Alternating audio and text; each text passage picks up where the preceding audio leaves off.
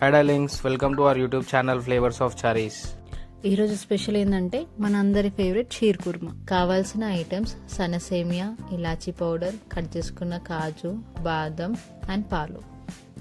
First puree నెయ్యి వేసుకొని నెయ్యి జర ఎక్కువ అప్పుడే కదా షీర్ కుర్మా టేస్ట్ తెలుస్తుంది. చాలా ఇంకా కావాలా?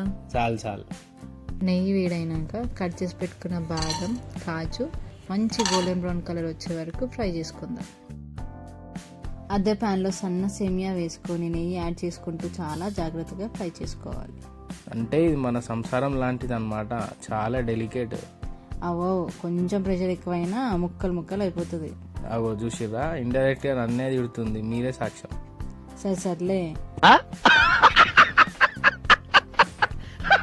గిట్లా గోల్డెన్ బ్రౌన్ కలర్ అయినాక తీసి మళ్ళీ అదే కడాయిలో పాలు పోసుకొని బాగా తిగ్గా అయ్యే వరకు మరిగించుకోవాలి.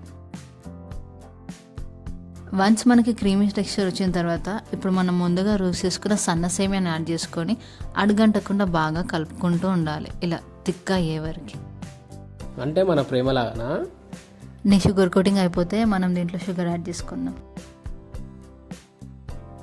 ఫైనల్గా ఇలాచి పొడి ఇంకా కజ్జికాయ పొడి అట్లనే మనం ముందుగా రోస్ట్ చేసుకున్న కాజు బాదంని యాడ్ చేసుకుందాం.